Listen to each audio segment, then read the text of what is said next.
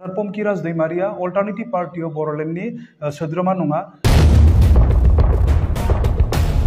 बे बाथ्राखौ जोङो बयबो मोनथिगौ आरो बे सैथोथिखौनो दिनै नंखायै फोसावनायखौ दिनै जोङो निउस मिडिया खौरां बिजोङाव जों मैया नुनो मोनबाय। थ' बिनि हेलो रायजोफोर खुलुमबाय आरोबाव गिबियाव फिथांखि ब्लग इउट्यूब चेनेलनिफ्राय रायजो राजा बयनिसिमबो गोजोननाय बावहरनाय जाबाय।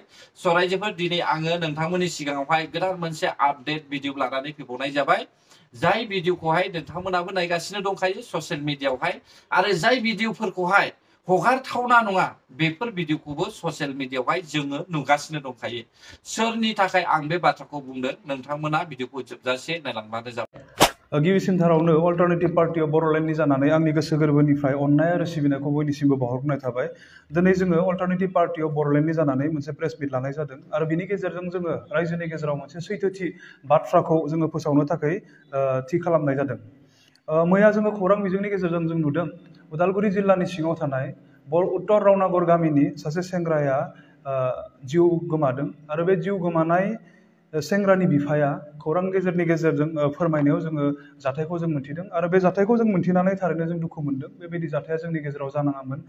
थारैनो बियो दुखुनांथावना। बेवहाय बे जाथायनि सायाव जोंबो दुखु फोरमायदों।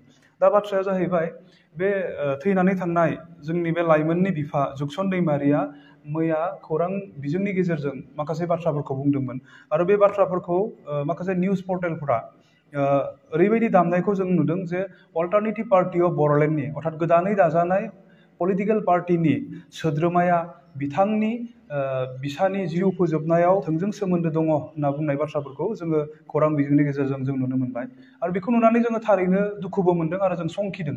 जाय बाथ्राया दिनै नंथारा, जाय बेक्तिखौ दिनै जुगसन दैमारि बिथाङा गावनि गथ'नि जिउ फोजोबनायाव लोब्बा दं होननानै बुंदों, बै बेक्तिया अर्थात पंकिराज दैमारिया अल्टारनेटिव पार्टी अफ बर'लेण्डनि सोद्रोमा नङा।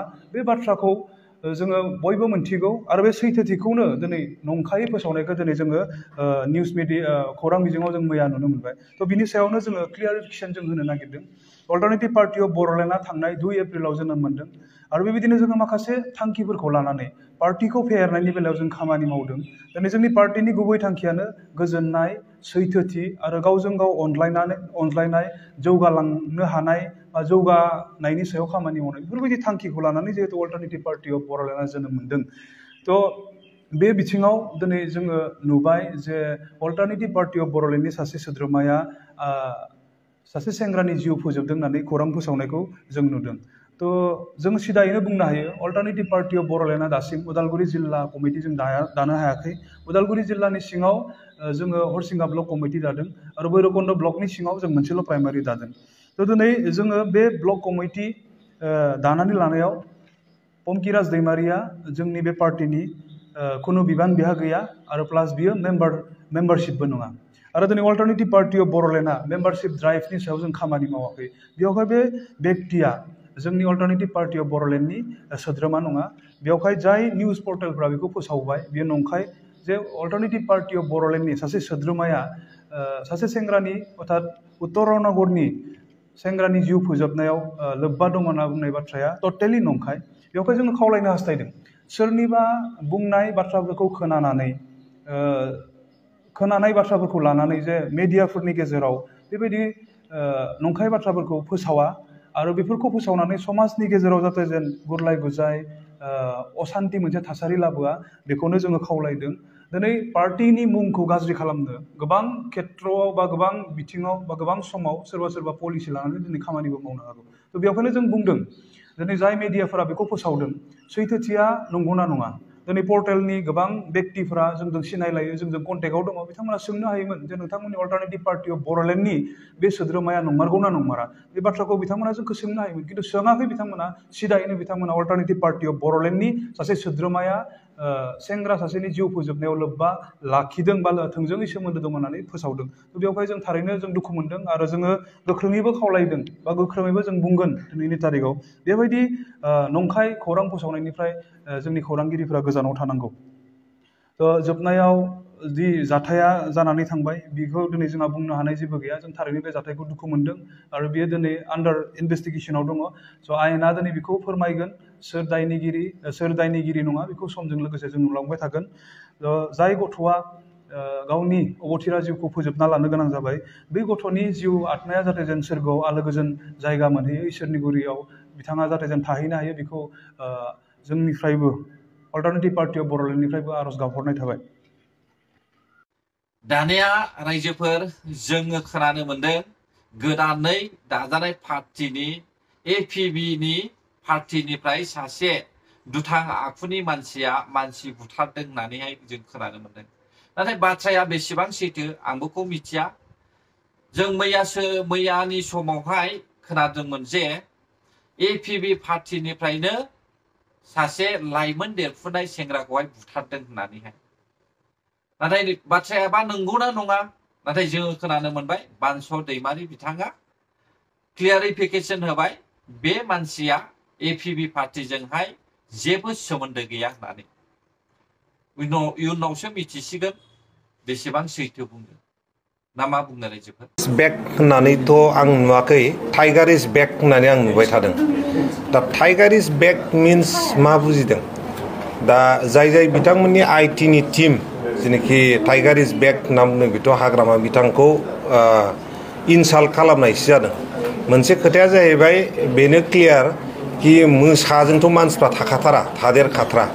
मोसा नुबानो जों खारोसो। दाथ' मोसा नुगानो खारोबा बयबो रायजोफ्राथ' खारजोबनांगौसो मोसानिफ्राय। दा बेखौनो बिवेयार अफ टाइगार, थारमाने गिनांगौ जोङो बेखौथ' बेलेग जायगायावसो बेंथेनानै दोननांगौ। बिनि थाखायनो मोसा फैदोंबा रायजोफ्राथ' खारजोबखागोनसो, खाथियाव रावबो थानाय नङा। बिनि थाखायनो बयबो सांग्रां जाबानो जाबाय आरो मोसा खाथियाव थानो नाङा रावबो। BPFनि चिफ हाग्रामा महिलारि सारनि सोमोन्दै एसे सावरायनि। जों सिगांनिफ्रायनो खोनाबोगासिनो दङ जे BPFनि माखासे सापर्टार्सफ्रा हाग्रामा महिलारि सारनि सायावहाय टाइगार इज बेक होननानै बुंगासिनो दङ। दा बे टाइगार इज बेक होननायनि सायावहाय UPPL पार्टिनि सासे दैदेनगिरिया मा बुंदों बेखौलाय नोंथांमोना खोनाखाबाय। आं जेबो नांजाया, हो मा होनो हायो होबाय था। नाथाय टाइगार इज बेक होननाय बे रावा जोबोद गाज्रि। सासे मानसिखौहाय मासे जुनारजों रुजुनाय। टाइगारा बयनिफ्रायबो हाग्रानि गेजेरावहाय गाज्रिसिन जुनार। बियो जिब जुनार जाग्रा, मानसिबो अरथारो। अब्ला बेबायदि मानसिजोंसो जुदि रुजुखादोंब्ला अब्ला जोङो BPFनि चिफ हाग्रामा महिलारि सारखौ माबोरै नाजावनानै लानो हालायखो? आरो जोंथ' नुखादों गारबोनाय 17 बोसोरावहाय BPFनि चिफआ माबायदि सासन खालामदोंमोन। दा बेखौ नुखानानैहाय माब्रै बर' रायजो राजाफ्रा टाइगार इज बेकखौहाय एक्सेप्ट खालामनानै लानो हानांगौ? जोबोद लासिंसि दे रायजोफोर।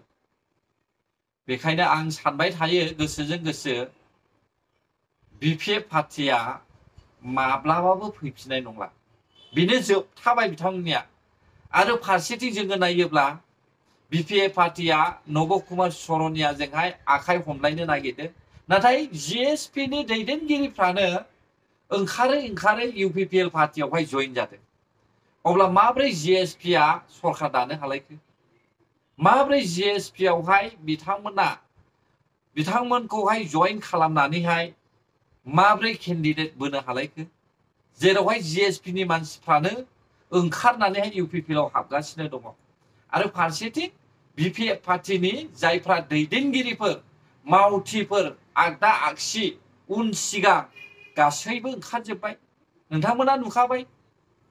फाइनालि आरोबाव नेरसोन बर' बिथाङा ओंखारबावबाय। बेखौबो नोंथांमोना नुखाबाय। आरो जाबावनो हागौ खिजानि सोरबा ओंखारनो लामा लागासिनो दङ, मोनथियाखैसो। स' अब्ला रायजोफोर भिडिअआबो बेसेखिनियानोमोन। नोंथांमोननि थाखाय गोरोन्थि जाबायब्ला आंखौ निमाहा होदो। बर' हारि जै जाथों, जै बर' हारिनि।